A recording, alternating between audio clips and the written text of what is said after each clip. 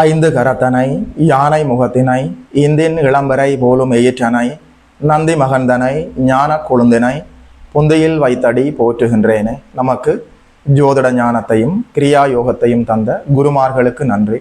ஜோதிட சொந்தங்களுக்கு வணக்கம்.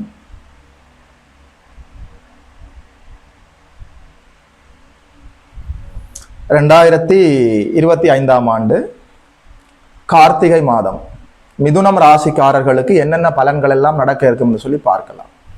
ராசிநாதன் புதன் பகவான் மாதத்தினுடைய ஆரம்பத்தில் ஒரு 20ஆம் தேதி வரைக்குமே அதிர்ஷ்ட பாவகத்தில் 5ஆம் இடத்தில் அமர்ந்திருக்கிறார்.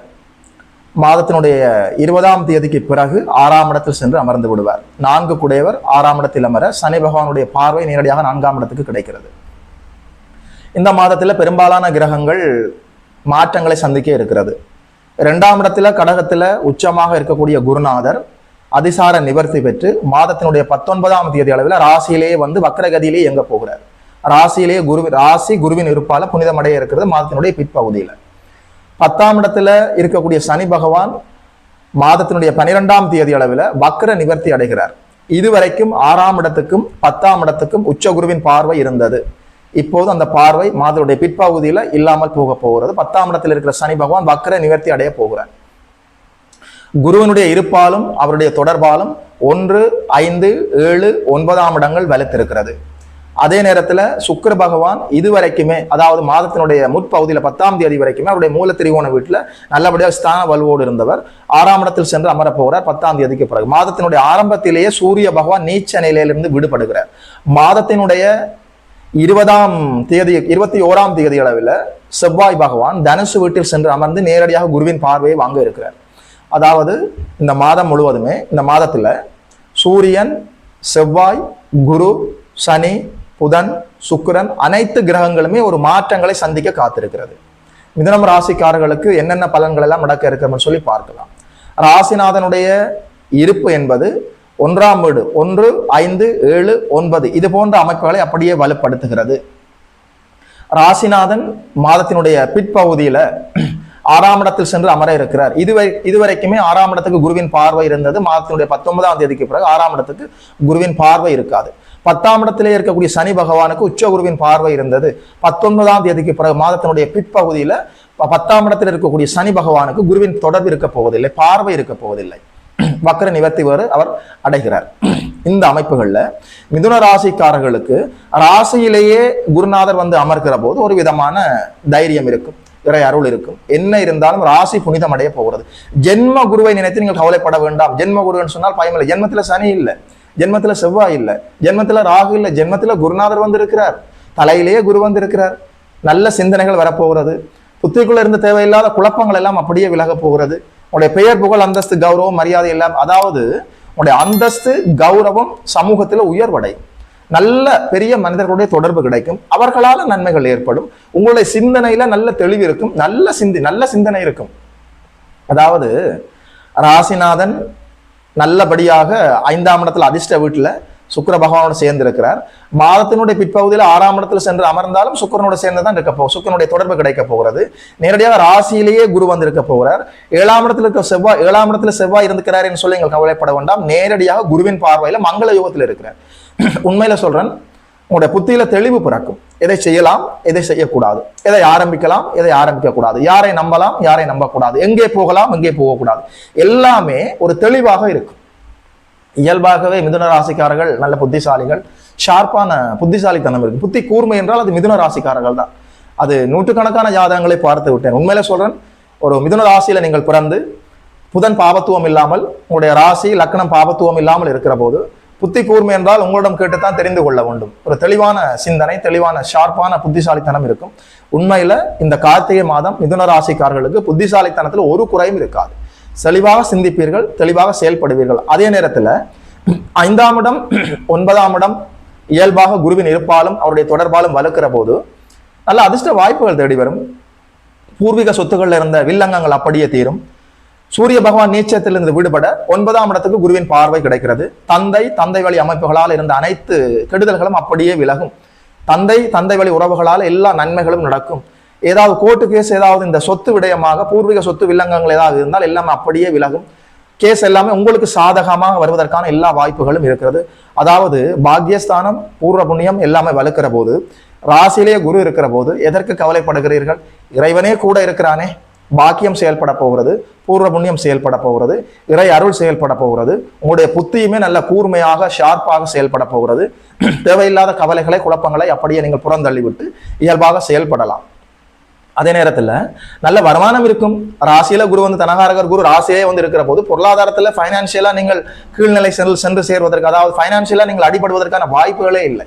நிச்சயமா நல்ல முன்னேற்றம் இருக்கும். பொருளாதாரத்துல எந்த தடையும் இருக்காது, வளர்ச்சி இருக்கும். எந்த ஒரு விடயத்துல நீங்கள் கூடுதலான விழிப்போடு நடந்து கொள்ள வேண்டும் சொன்னால், 10ஆம் இடத்துல இருந்த இந்த சனி பகவானுக்கு உச்ச குருவின் பார்வை இருந்தது. மாதத்தினுடைய பிற்பகுதியில அவர் வக்கர நிவர்த்தி அடைந்து குருவின் பார்வை வாங்காமல் இருக்க போகிறார். வேலை, தொழில், வியாபாரம், உத்தியோகம், விவசாயத்துல நல்ல வருமானம் இருக்கும், தொழில் நல்லபடியாக முன்னேற்றமாக போகும். ஆனால் நீங்கள் சாப்பிடக்கூட நேரம் இல்லாமல் கடினமாக உழைக்க வேண்டி இருக்கும். வேலை வேலை வேலை தொழில்னு சொல்லி இதுலேயே, அதாவது வாழ்நாள் முழுவதுமே, வாழ்க்கை முழுவதுமே 24 மணி நேரமும் அதிலே இருக்கிற போது உங்களுடைய உடலை நீங்கள் பார்த்துக் கொள்வதற்கான சூழல் குறைவாக இருக்கிறது. சாப்பாடு தயாராக இருக்கும், பரிமாறுவதற்கு கூட ஆட்கள் இருப்பார்கள். உணவுக்கோ அதாவது சாப்பாட்டிற்கோ காசு பணத்திற்கோ பஞ்சம் இருக்காது, சாப்பிடுவதற்கு நேரம் இருக்காது. உடல் ஆரோக்கியத்தை பார்த்து கொள்ள வேண்டும். இதைத்தான் நான் உங்களுக்கு மறுபடியும் ஞாபகப்படுத்த விரும்புகிறேன்.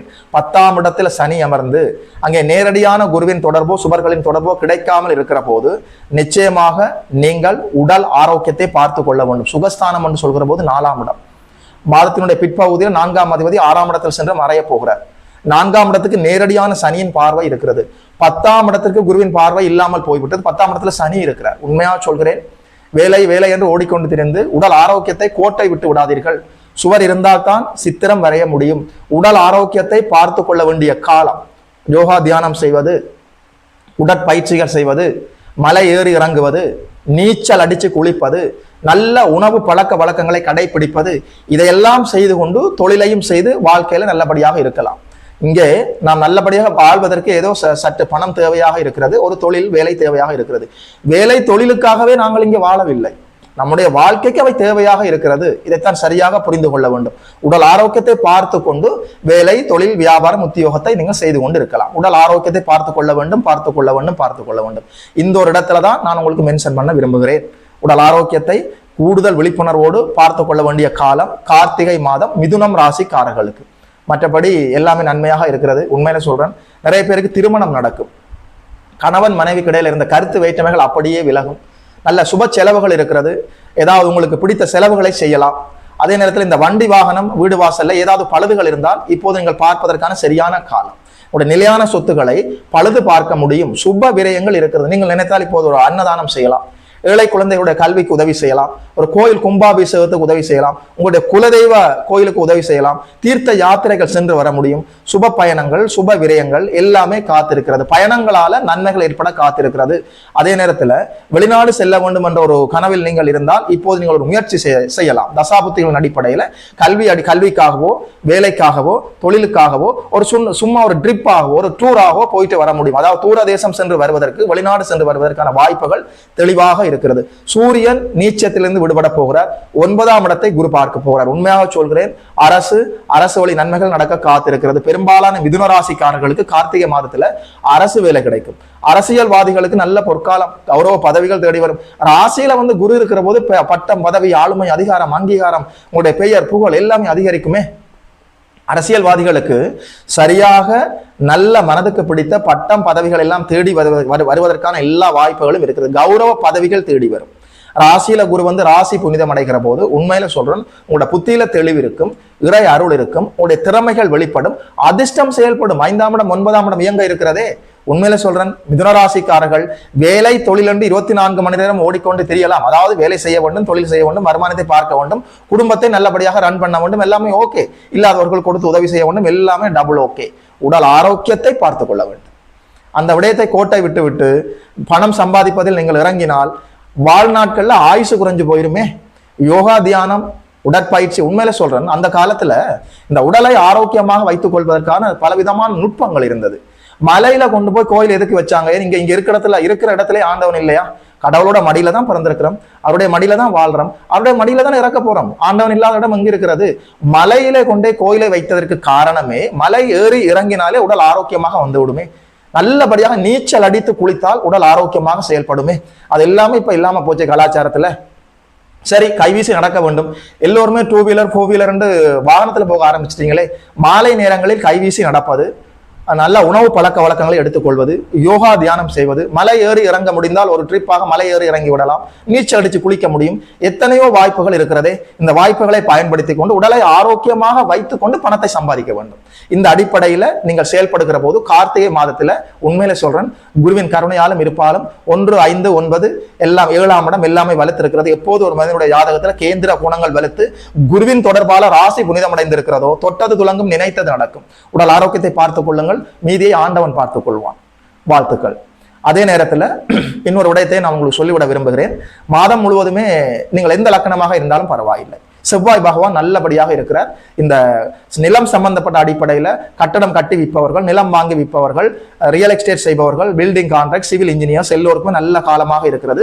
மருத்துவ துறையிலே ஈடுபடுபவர்கள், மருத்துவமனையிலே பணி செய்பவர்கள், மருத்துவர்கள், செவிலியர்கள், மெடிக்கல் ஷாப் வைத்திருப்பவர்கள், டிபார்ட்மெண்ட் ஷோரூம் வைத்திருப்பவர்கள், பலசரக்கு கடை வைத்திருப்பவர்கள், அதே நேரத்தில் இந்த பேக்கரி நடத்துபவர்கள், சூடான உணவை விற்பனை செய்பவர்கள் அனைவருக்குமே நிலம் சம்பந்தப்பட்ட அடிப்படையில் கல் மண் விற்பனை செய்பவர்களுக்கு கூடுதல் நன்மைகளும் லாபங்களும் காத்திருக்கிறது. அதாவது இந்த ஒருங்கிணைந்த பண்ணை நடத்துபவர்கள் அவர்களுக்கு கூடுதல் லாபங்கள் நடக்க காத்திருக்கிறது.